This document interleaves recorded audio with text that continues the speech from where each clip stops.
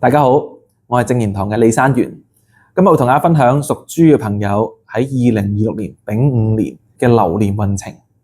其實屬豬嘅朋友咧，今年屬於暗合太歲，喺八字嚟講咧，亥同埋午咧藏之丁壬合啦，同埋甲己合嘅意象，所以今年咧容易得到太歲嘅幫助。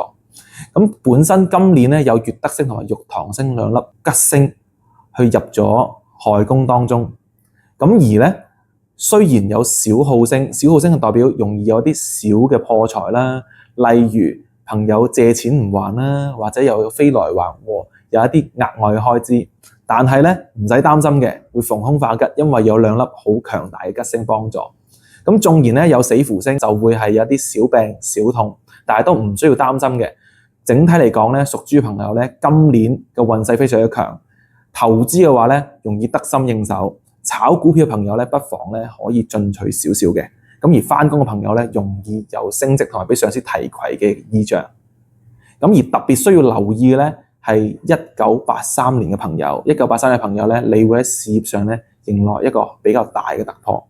同一時間咧，你容易有破財跡象，所以咧進攻得嚟，記得要防守。而1971年嘅朋友咧，亦都要留意啦，你容易有一個關於心臟嘅疾病，所以咧記得要提前去檢查啦。